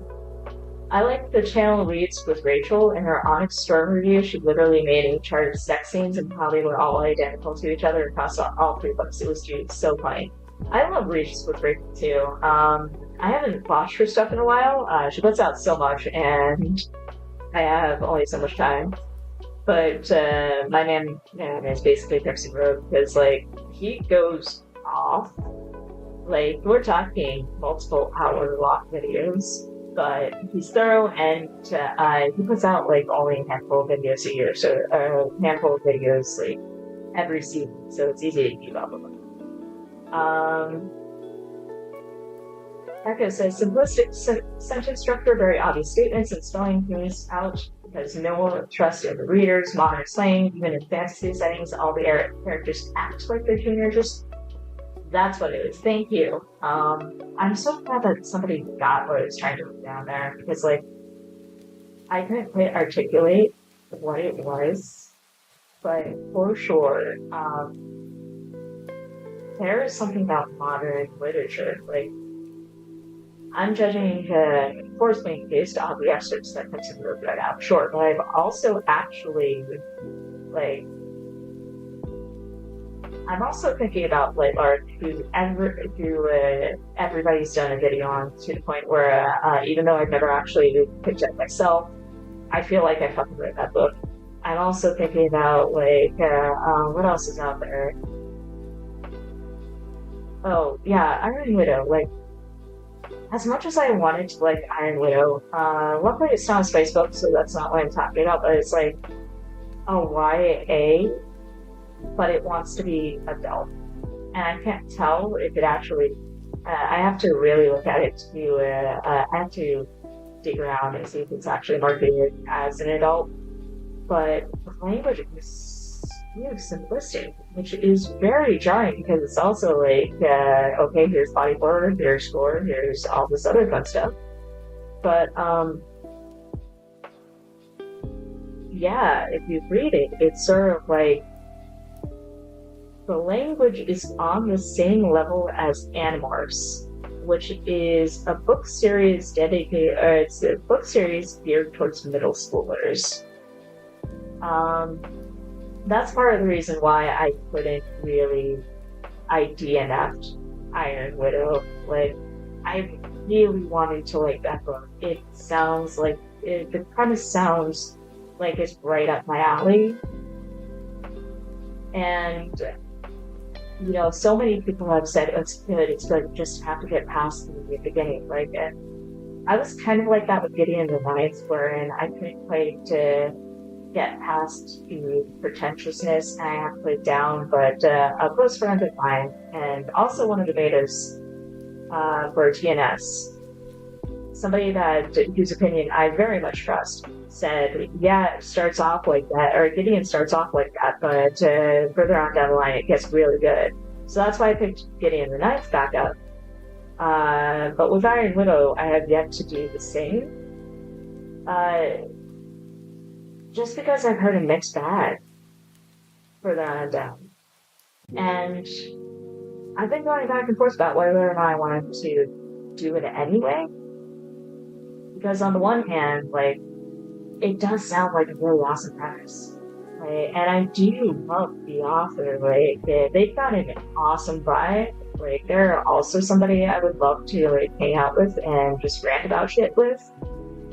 But on the other hand, like, the first 5 chapters that the chapters I read, which were the first 5, were just like, this is fan fiction, and it's not great fan fiction.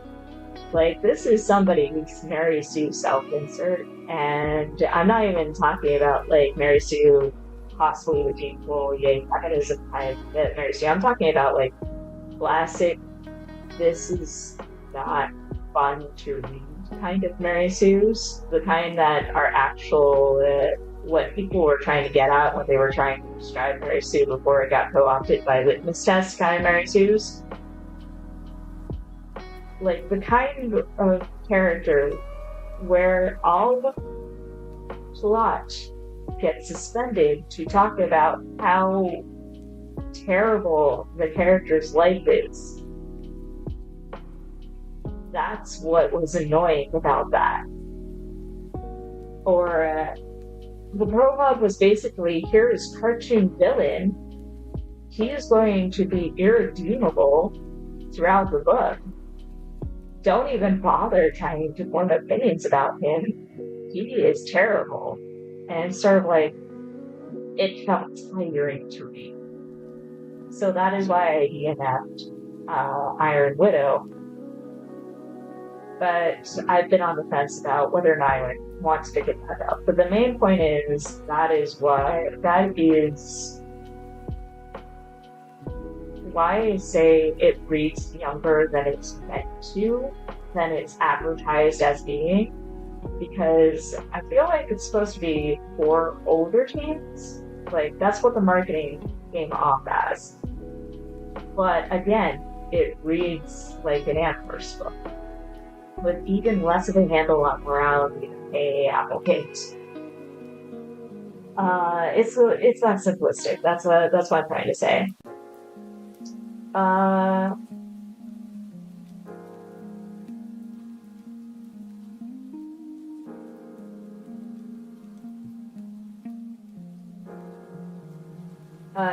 Echo says, Crimson Rogue and Reads with Rachel both did huge deep dives into Fourth Wing that are very entertaining.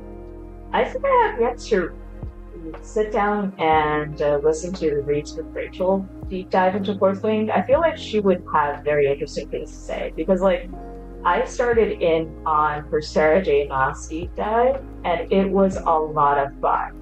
Like, granted, I will still try to dive into Sarah J. Maas. It's not super duper my cup of tea. Like, I'm still in Throne of Glass. I'm making my way through. It's not terrible though. Like, I am entertained by Throne of Glass. It's just that I have to be in a certain mood for sure to high fantasy, essentially. It's the setting, basically. But the characters are fun. It's fun to watch death games. Like, I did enjoy Gideon the Ninth, so like, that I like death. But I haven't gotten too deep to Sarah Ross, and I have to apologize to my friend who's deeply into Sarah Ross. I give her Jackson. But going back into it, like the main point is like I love with Rachel's deep dive into Sarah J. Maas. So I should probably take a look at her deep dive into Forge Wing too. She really does fantastic deep dives. I still like I still prefer the Prison Roads because he won't just like give they both read off long answers and talk about them, but Reads with Rachel kind of sticks with like the vibes of what actually happened, like piecing things out in terms of plot. Whereas Prison Road goes into why it stylistically doesn't work, why certain aspects stylistically either do or don't work. Very rarely do, but mostly don't. And it's great if you're learning how to write. Like, you're picking up tips as you're listening to them. When he says, okay, this is why this type of character doesn't make sense. And here's what a plot hole looks like. Here's how to avoid it. Here's what should have happened if you wanted to avoid it. Or really talk about structures you want to get thought of, and it's a learning experience for sure.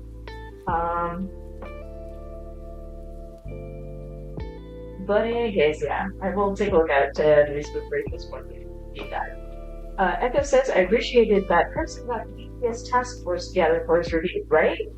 Like, I very much appreciate that he takes the time to make sure that his reviews are very thorough, very well researched, very well put together academically, and if he doesn't know something, he will consult.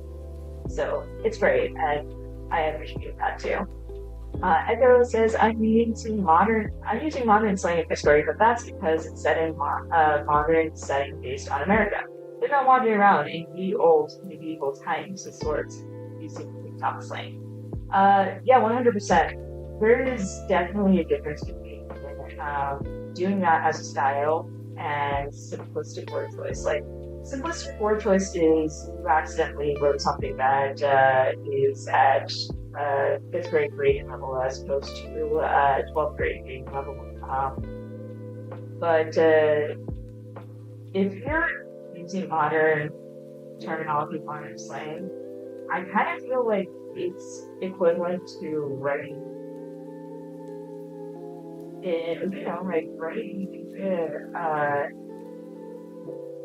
using English sentence conventions instead of like Russian sentence conventions, or like you have characters and they're in France, but you just say that they're speaking French, but you don't actually use French, right? And you don't actually have them speaking French to each other, that kind of thing. It's a translation. Like, Old English and Middle English and Modern English are actual different dialects of each other. So I don't really judge people who use modern slang and modern English in a fantasy setting. So long as you don't open yourself up to a lot of anachronisms. Like, obviously, if you have a character in olden times, you probably shouldn't be talking about computers. Unless it's actually funny. Like, I will give you an example. Terry Pratchett's Discworld has the internet. And it is fucking hilarious. It's hilarious and political, but it's amazing, and you should be going to those goals. That's what I have to say on the subject. It's just his style, though. Like, it was great. Like, he would go off and describe the experience, and the longer he describes it, you're like, wait a second, this is scaled out, what the hell? But it's fantasy internet, and it's not the internet, it's the class. It's the fantasy It's the fantasy postal service. Don't worry about it. It's great. It is the greatest concept ever. I love it so much. So, like, I totally encourage people, like, if you want to use modern conventions, do it the way that Terry Pratchett did. Like, have your fantasy conventions and make your postal service sound magical, and you can get away with it, I'm sure. Like, especially if like you have a vaguely tone, but like I feel like you can get away with it in a serious setting as well. Like, for example, I'm going to use myself as an example, but there are microphones in the name of song. Technically, they were invented by the time the story takes place, because the story takes place early 1900s, essentially. I think the last draft was 1910, but I'm kind of mentioning it back to like 1900, or 1890s, 1900, just because it fits the aesthetic better. But in any case, the microphone existed, but it wasn't in widespread use. So instead, they have a staff with a crystal on the top of it, and that's started to wind magic. And wind magic has the ability to project your voice.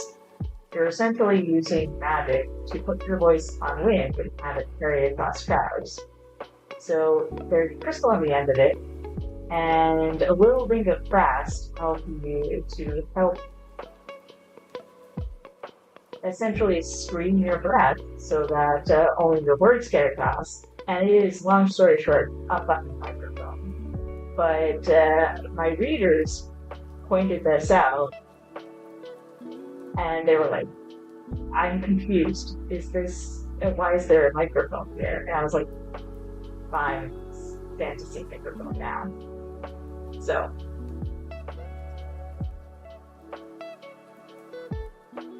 the point is, like, be creative with your modern technology and your modern slang. But if you're not going to be creative, just be careful. Like, there are some things that absolutely will take the reader out of the story, apparently. If you're too aggressive or too excessive with it, just like, or too obvious with it. Like, again, if your characters are living in olden times, do not have them talk about computers and shit like that. Do not have them, I don't know, Scrolly Pop, or Yat, or Skippity Toilet, or whatever the kids are talking about these days. Don't have them do that. But, like, have them talk as you would normally talk to somebody other than your friends. Like, if you would talk to an adult just very casually, like I'm talking to you right now, it's fine to have a character talk like this now. You don't have to have them super formal, is what I'm saying. Carrie Can Read is another good channel. She did a deep dive of Crescent City that made the book sound way better than they actually were, because she knows how to tell a story, even in something. I think I've actually heard of her. Let me just briefly check, because I followed a shit ton of, that is a long thing. I followed a shit ton of the booktubers, and then unfollowed a lot of them until I got to the one that I really liked. But let's see, 30 and read. Oh yeah, I've only just started following her. I don't remember what really did it, but I do like her. I need to watch more of her.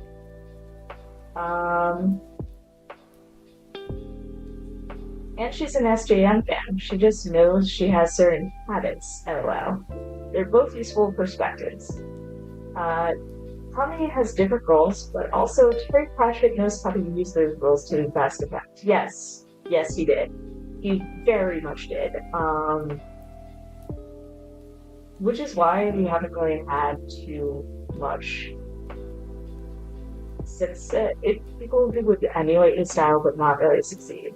I also kind of feel personally that's why the Good Omens season 2 wasn't as great as like season 1, and it wasn't as there's something about the TV series in general that's not as magical as the book, and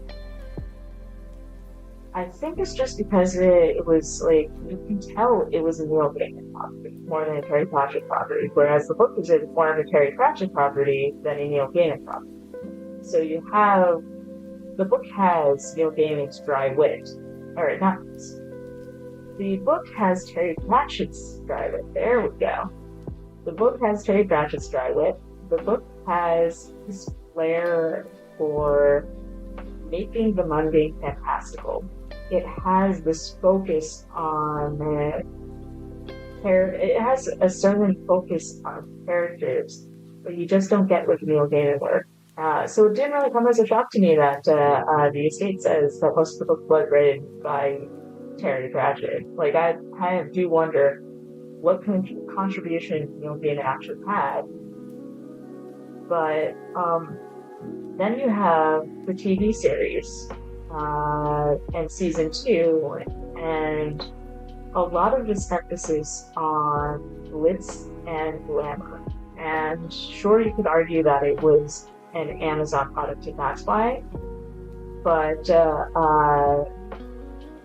I kind of feel like some of it is just Neil Gaiman, because you see this same kind of want for ethereal effects, this emphasis on mythology over character-driven stories. This kind of like shyness about its character-driven stories too. Not shyness, but like Neil Gaiman is okay with character-driven stories. He's not great at them. In every story that he's told, a lot of his characters tend to be the weakest elements. It's really the settings and concepts that flourish with him. So you see a lot of Sandman and a lot of you see a lot of that in Good Omens, the TV series.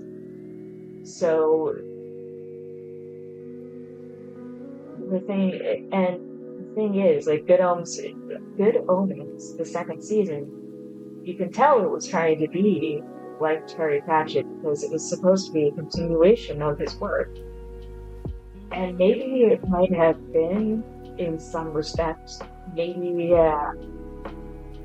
what Gaiman was saying was true about how season 2 was based off of notes that Pratchett had about a sequel or thoughts that he might have had. But ultimately, I consider it more of a Gaiman work. And the thing is, you can tell. Like, it didn't quite have the same heart, I feel. But, yeah, there you go. Echo says, I had a character called something cringe in a scene I wrote as a placeholder. It's probably not saying that way. And my friend thought that felt anachronistic even in a modern US search world. There's something about the word cringe, so I can see that. I mean, if we're talking about modern, that's kind of odd. It's probably because, like, it feels like a dated term. It's like modern slang, yet it still feels dated somehow. Probably because oftentimes whenever we use the word cringe, it's often in the context of stop saying, or cringe culture is dead. So it's sort of like, even nowadays we talk about cringe in the past tense. So that's what it has going for it. But if it's like a couple years ago, then yeah, I wish we could take it then too. It would have been an anachronistic then too. That's fine. You know, it was. Anyway, it's 10:23. I've managed to talk for literally an hour and a half. I don't know if y'all want to do one more sprint. I kind of want to see if I can get to the end of the prologue at least, before I hop on to anything else. But I'm gonna leave it up to the chat. Do y'all want to try for one more go at a script, or do you just kind of want to be like, meh?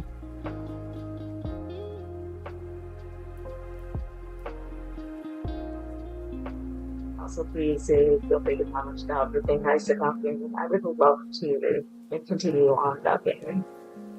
Like, I don't know. I fell out, like, I had a gaming phase in my early 20s, as most kids do when it's a. But, it was popular until. But, there was something hollow about most of his work that just made me lose interest after a while. Like, there were some really good concepts. I loved the concept behind Neverwhere, for example. Stardust is okay. I loved Anansi Boys when I first read it, but I don't think I can read it again. I liked American Gods. I love the concept of living gods as well, Wager More.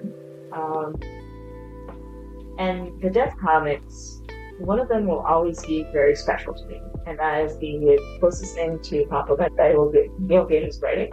Excuse me, Neil Gaiman's writing. But like, I feel like Neil Gaiman is a lot like J.K. Rowling. Like, at some point you outgrow them, and at that point you can make a decision. You can be like, I'm going to continue liking them despite them being terrible people, or you can be like, well, you can be like, I'm going to like them despite being terrible people because they hold some piece of nostalgia in my heart, or you can be like, well, I guess it's time to throw away a choice.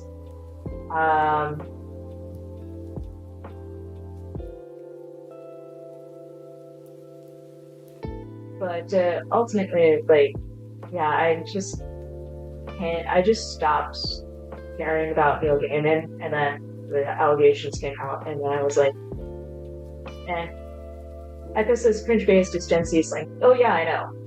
The problem is that cringe is already kind of, like I was saying, cringe is already kind of dated because it feels kind of dated because most of the time whenever I hear it, it's in the context of cringe culture is dead. So already it's past tense. But also I'm a full-ass adult, so whenever I hear cringe, I'm like, oh god, child. So, like, to me, I look at slang like that. I hate to be ageist, but like, it's sort of like how YOLO used to be a thing. Whenever like YOLO was a teenager thing to way back whenever Vine was a thing, people would shout YOLO. YOLO was the it word on the social medias, and then all of a sudden nobody wants to say YOLO anymore. So nowadays, YOLO is a dated word. So I kind of look at those kinds of words and like internet-based slang, like internet or slang that has had a very strong internet presence, has an expiration date, and I'm very, very aware that it has an expiration date. So I look at cringe, especially, and I feel like we kind of gave it an expiration date that's in the past, because like it's either you're using it unironically and saying, oh, that's cringe, and that kind of feels or you're using it in the context of cringe is dead, therefore the word is already dead. So unironic usage, it's like it already comes off as if this is only going to last a few more years before nobody wants to say the word cringe anymore. Ironic usage, cringe is dead, already exists. So that's why it's kind of like Based kind of has that same vibe to me, but not as much as Gat. Skibidi is always going to be fucking hilarious though. Just not in the way that you were hoping that anybody was like, it is going to be defining the generation. Kind of like YOLO does, unfortunately. Anyway. Echo also says, sure, why not 2 sprints? So, yes, we will do 1 more sprint. I will probably put another 20 minutes on the clock. Echo says the character in question just graduated college at the normal age when people do college, not when I'm doing it. Okay. So, we're talking about, like, early 20s, which makes sense. I feel like cringe might be fitting time for that then. Like, when I think of Gen Z slang, I'm thinking, like, I shouldn't think that, because we were, my generation of 20-year-olds was using YOLO, and now you can definitely date me. But I definitely remember, like, hipster 20-year-olds, people my age, like, abusing the shit out of the word YOLO. Echo says, okay, I still see it all the time. Cringe culture is dead is referring to something else entirely. Maybe it's just because I don't really do the entire...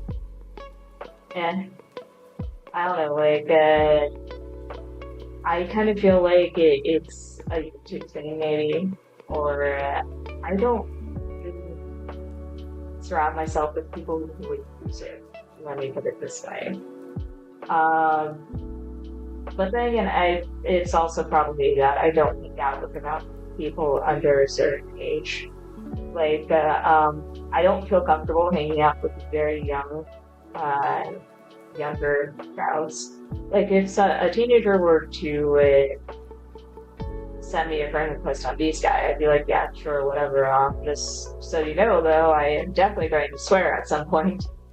And also, do not take any of the things I say as advice. Stay in school, don't do drugs. Like,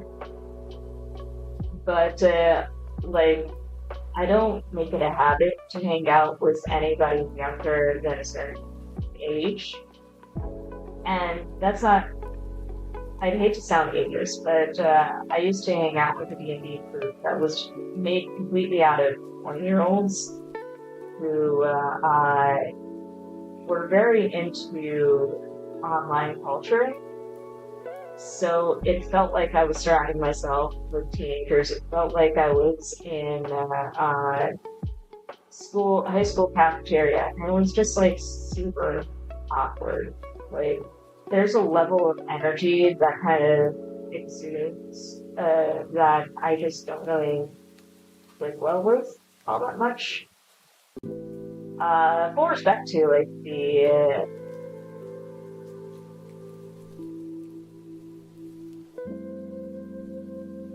now I feel like the friend who's older than had to explain what Riz meant. Don't get me wrong, I know what these words mean. It's just I don't really hear them used all that often beyond a certain culture that I do not associate with. And consequently, like, I'm like, oh, are they still saying that? Like, in this context, like, I thought we were done doing this. So for sure, I don't need.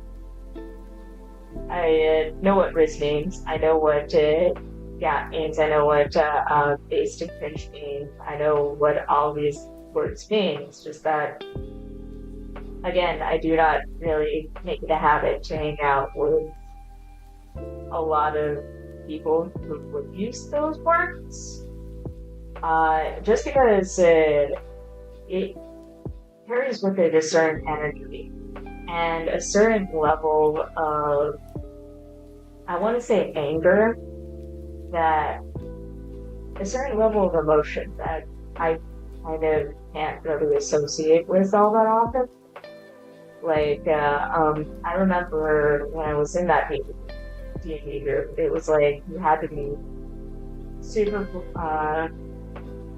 not super political, but like super angry at the world a lot.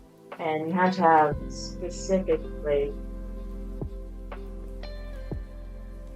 it wasn't even like you had to be generally a comrade. Like, I would be down if we were generally comrade, but like, there was like obsession over things like the ocean gate submersible and like obsession over certain online only consent. Like, the world is completely on fire and you're getting tons of bugs. How you deal with things because they can't be. So it's like there's a want to not take battles. And there was a lot, and that's why I couldn't really hang out with that group all that often. But I'm not saying that everybody under a certain age is that way, and I feel like this entire conversation will bite me in the ass. But what I'm trying to say is, there's a certain energy that I don't really relate to when it comes to younger audiences. Now, this is on the positive side, you know, at the very least, you won't have like at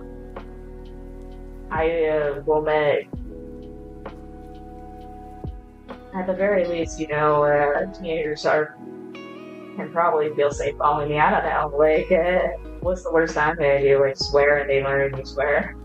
Oh no, I have gone off and ranted to them for an hour about the intricacies of corporate publishing.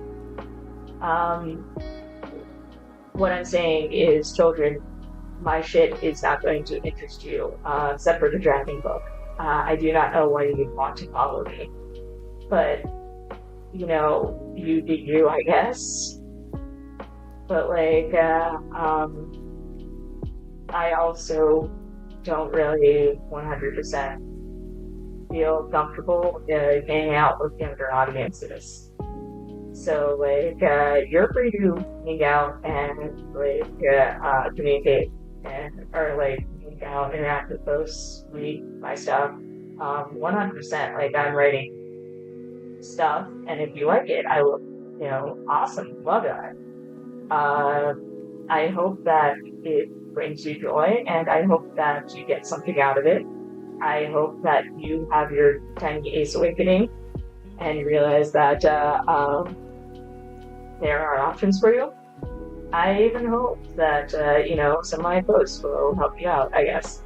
But like, I don't really have in-depth conversations with you. Please understand that I know that's a tax paying adults.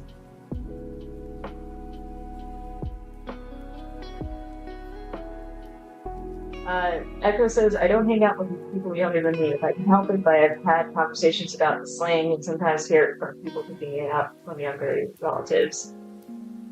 I guess I do have a lot of older folks, older friends who are hipper with the younger ways than I am, and who do pick it up as well. That's why I know about, and also I'm chronically active. So like, that's how I know what these words mean and what and whatnot. But like, I guess the main point is I know what these mean, but I still prefer not to have conversations like DM conversations with minors, and I will not join discourse if I am aware that there's a high minor population or a high. Yeah, I mean, high minor population, but also a high, like, early finance population. I kind of feel like y'all need to, that's your space, to explore that, like, era for you. So, Echo says, I'm an elder millennial, lol. Totally understandable. I'm not really talking about you specifically. Um,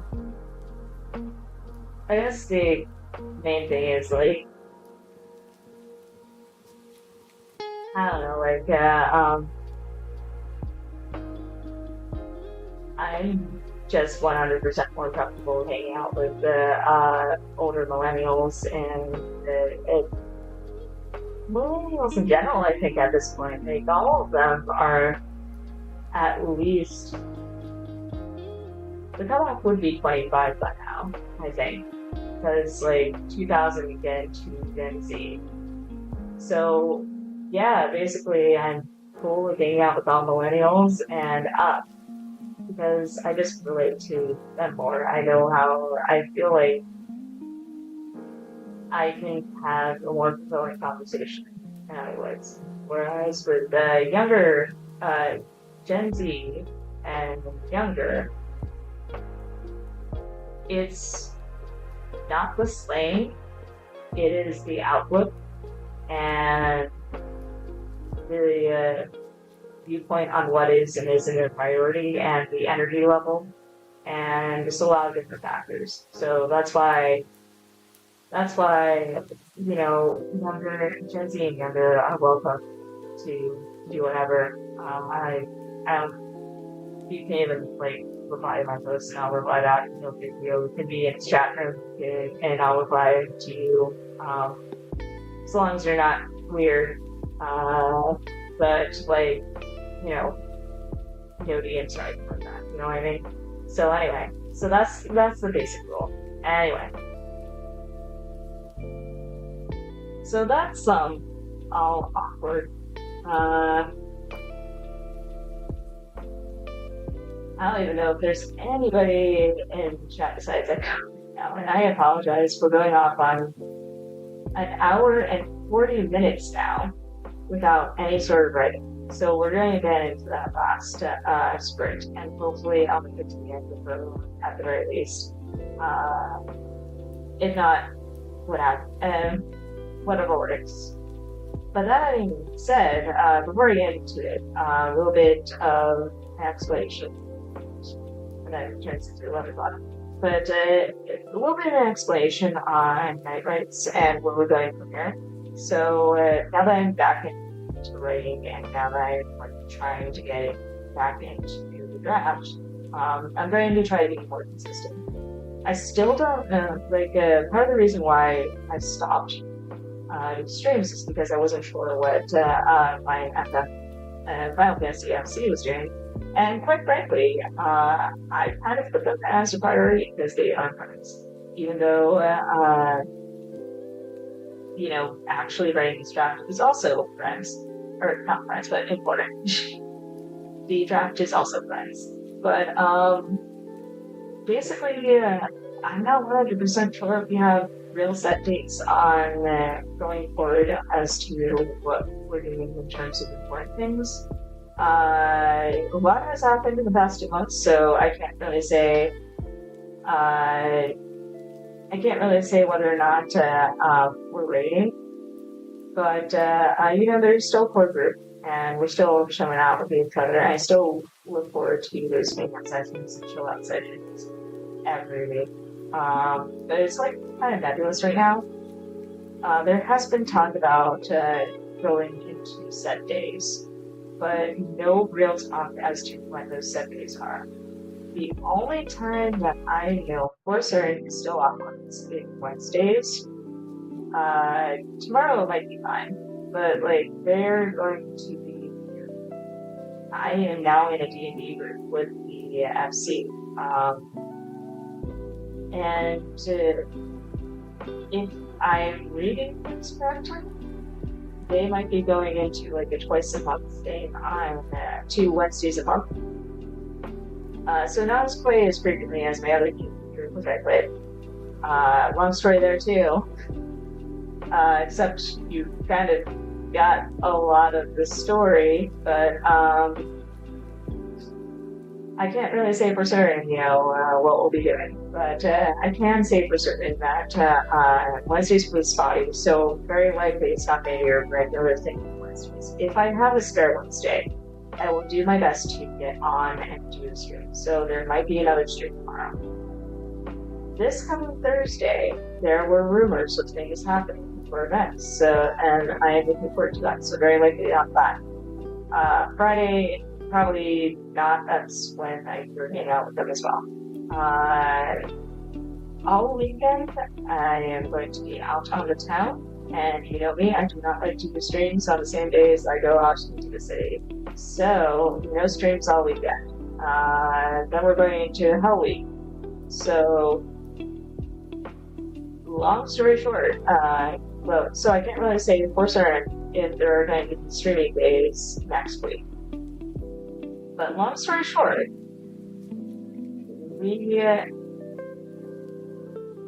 there will be a Sprint Echo. I'm just laying out some updates for what's going on with this stream.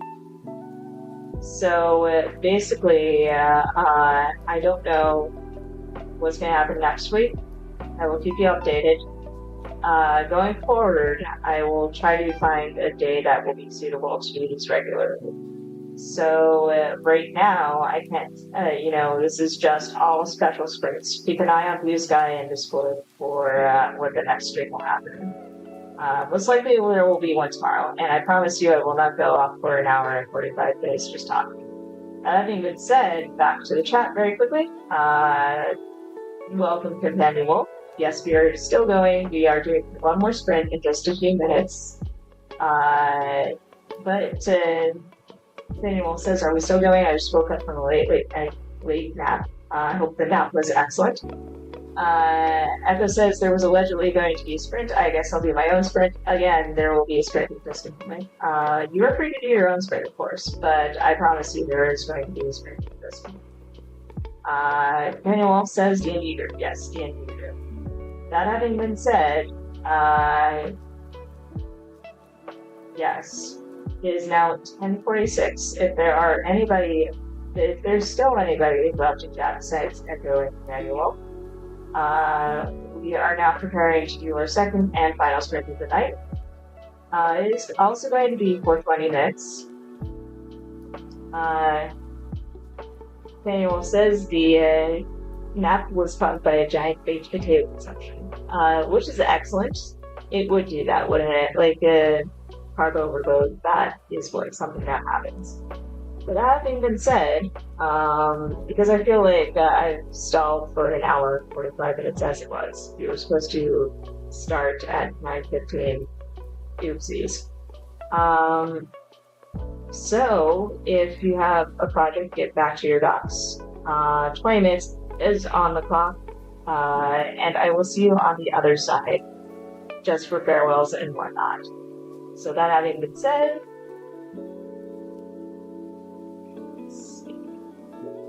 here we go. Yes.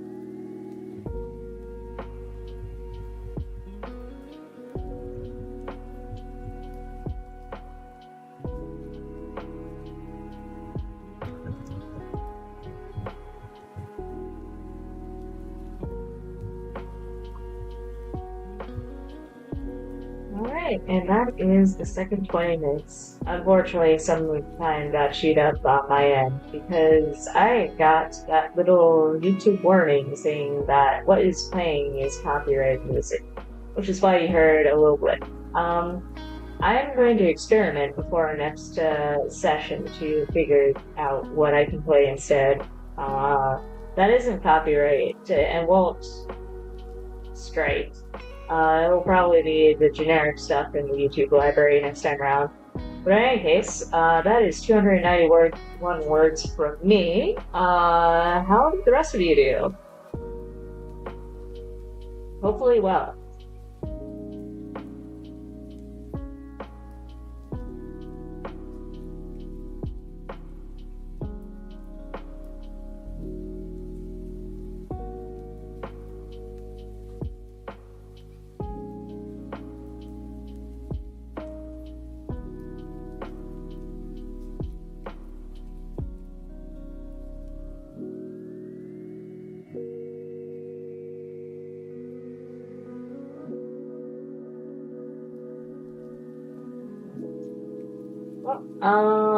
Seems like it's a bit quiet right now.